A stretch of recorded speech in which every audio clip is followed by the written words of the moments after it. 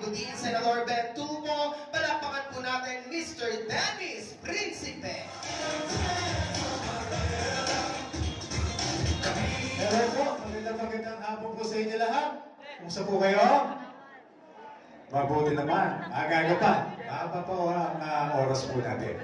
So, wala po, may silang po ito, no? Papakilala po ko sa inyo. Ako po, ang Chief of Staff. Hindi pa Mayor, matagal pa. Chief of Staff muna tayo.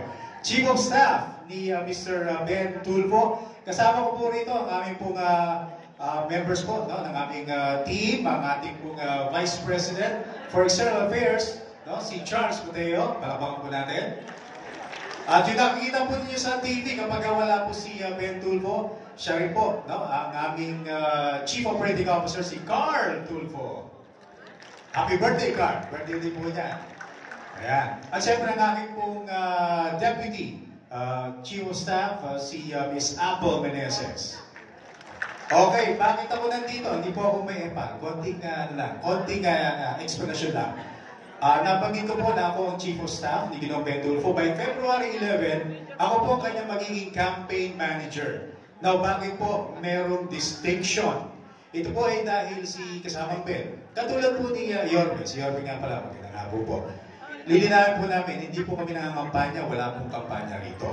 No? Ang Ben Tulfo po, na inyo pong makakausap, makikita po ngayon, ay isa po rin pong journalist, broadcaster, at siya rin po ay CEO ng aming Bitag Multimedia Network. No? At siya rin po ay isang advocate. Okay? So yun lang po yung nilinawan namin kung meron po magkikwento. Ay, nakita ko si Ben Tulfo na ginawa. Nagkampanya, hindi. Meron po kami tinatawag na reaching out and listening tour. Ano po ito? Sa tagal po ni Ben Tulfo sa pagiging community servant, for almost 2 decades, meron po kami mga kababayan from Visayas, Mindanao, marami rin po mga senior citizens katulad po ninyo na nagpupunta po sa aming action center. Humihingi po ng tulong, humihingi ng advice, ng payo. So sabi ni Boss Ben, bakit hindi naman tayo minsan ang pumasyal, pumunta sa mga lugar na hindi po, kumbaga malayo para sa kanila. Napili naman rin po namin ang Maynila na makapunta po rito. So lilinawin po natin yan. Eto, sure ball naman, di ba? Si Yorme. Tama? O, nakita nyo, narinig ko po yan, sure ball. Mananalo, pero walang kampanya. Bakit?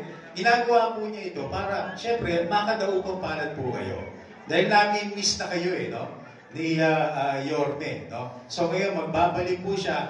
Pero ito po yung kanyang paraan para, kumbaga, makasama pong muli tayong lahat dito. Ako rin, Batang Maynila, 3rd District. Apple niya ito, Yorme. Sigurado. Okay, sure po. Okay, hindi ko na po patatagalin. Ang Tulfo, 3. Ang Bitag, nag-iisa lang. Mga kaibigan, mga kasama sa Maynila. Ben Tulfo. Salamat. Thank you. Una sa lahat, ako nagpapasalamat kay Yorme. Kausap ko lang siya kanina at medyo marami akong natutunan. Mga bagay na minsan na hindi ko nakikita, pero nakikita niya dahil sa ibaba siya, which is basically sa lokal. Pero tumakbo na rin siya for president. So siguro mas malawak yung kanyang pagkaalam pagdating sa sinasabing public service. Kaya I tip my hat kay Mayor Isko Moreno, is comebacking, kanyang Vice Mayor, si Ati. That's Atienza. So, and the rest of the kasama natin ngayon, dediretso na ako para wala nang nasabi na naman ng aking Chief of Staff. Incidentally, pagdating ng Pebrero 11, siya rin magiging campaign manager namin. Bakit ako nandito? Gusto kong makita kayo isa-isa bilang mga senior citizen. Once upon a time, kayo yung sinasabing panahon na wala pang iba sa amin. Yung iba, lumulutan po sa ere, yung iba nakadayat. Pero during those times, naghirap kayo at nanilbihan kayo. Marami na kayo siguro nahubog ng mga anak, mag-anak, at umabot sa estado na pwede magpagmalaki dahil nagabayan nyo sila. Mahalaga sa atin yung sinasabing pamilya ng senior, binibigyan ng galang at binibigyan ng kahalagahan Dahil kung hindi sa inyo, walang henerasyon na sumunod, paghubog. Ano? So, dahil dyan, ako, si Ben, marami ako na-enkwentro ng senior dumarating sa aking tanggapan mula Mindanao sa Visayas at sa Luzon, sa iba't ibang parteng probinsya. Nakita ko yung hamon at mga reklamo at hinaing na nakaabot sa amin base doon sa mga sinusumbong ng mga senior. Ang ayaw na ayaw namin sa bitag kami ay kumaga tumatayo kami sa mga taong walang kaboses-boses, walang mukha, mahihina, napapabayaan, inaabuso, pinagsasamantalahan, niloloko. Ngayon, sa parte ninyo, kaya sa amin, ahoy, wala na akong magulang, kamamagay lang ng aming ama, ina, matagal na kami kung titingnan natin. Yumapo yung aking ina at the age of 98. Malaking influensya ng aming magulang sa amin. Hindi kami siguro umabot sa start na to kung hindi kami tinuruan ng aming ina na yung marunong makinig. Pakinggan mo. Kinakailangan marunong kang manawa, maawa, at hindi lang awa o manawa, because gawin mo yung pwede mo magawa. Tumulong ka. So, laging sinasabi ng aking ina, mga anak, masiswerte kayo. At dahil maswerte kayo, natarik sa aming isipan na yung bagay na yun, intindihin nyo. Pag medyo mababa sa inyo, hindi kayo kinakailangan, tulungan nyo. Huwag na kayo mag-antay. Yung aming ama, matapang. Constabulary, militar. Kaya kung saan-saan kami nagdestino, iba't ibang probinsya, hindi ako nagpag-aral ng isang eskwelahan na kumbaga na kompleto ko ng 2-3 taon. Hindi, iba't iba. Kaya natikman ko lahat ng mga astig, mga bully. Kaya ako niliding ganito, kabagsik kasi kinakailangan, bawat eskwelahan may puntahan mo. Magkakingkwento mo yung mga sinasabing bully, manduduro, lahat na lang. Kapag hindi ka marunong dumagansa, hindi mo kayo ipagtanggol sa sarili mo, kawawa ka. At ang makikita nila na medyo, ito matapang. So lahat ng mga nasasagasaan, binubugbog, niluloko, tumatakbo sa akin. So, naging tapak namin yun, na parang tumayo doon sa mga hihina.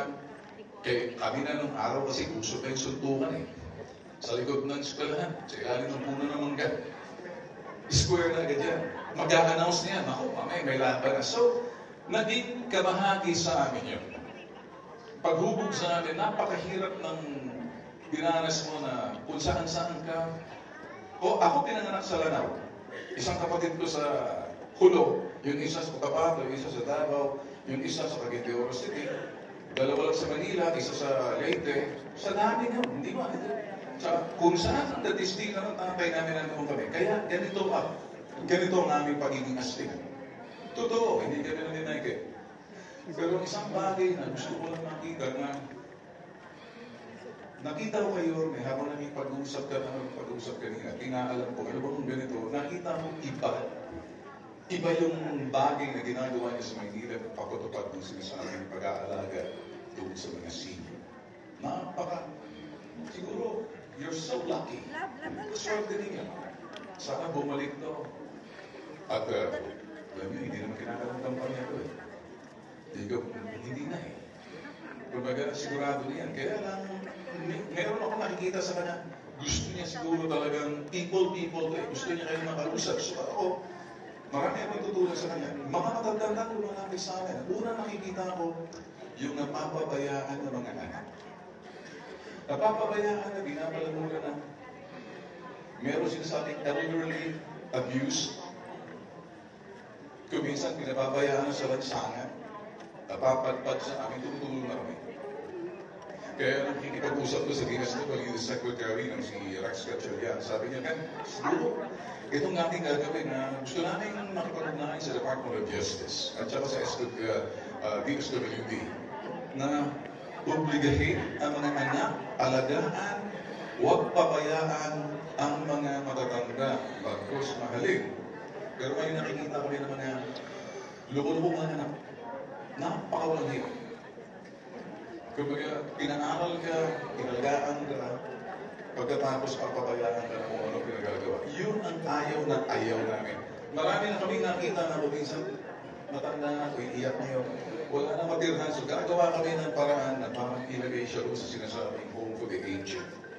Kumbaga wala nang silbi para sa kanila. Kaya mapalad kayo, nandito kayo ngayon, nandito kayo si Yorme, may ginagawa siya pagtulong sa inyo. And ganoon din ang aming sisiguraduhin na bagay na mabigyan ng silip ng gusto, palakasin pag-ibigin, yung kalagayan, sitwasyon ninyo, kapakanan ninyo, kayo mga senior. At ano yung magagawa ng mga anak? Kasi, once upon a time, kung anong tinuro niyo sa anak ninyo, ganoon din ang gagawin. Kung minsan, turo tayo na turo, pero iba yung nakikita. Kaya ako naniniwala kung anong nakikita ng anak sa magulang, yun din ang kanyang gagawin. Pero meron tayo nakikita magulang anak, ba't ka nagkaganyan? Hindi naman ako nagkulang sa pangarap. Ang hindi niya nakita, hindi, kumbaga night time. Iba pong pangaral ninyo, iba pong amin nakikita.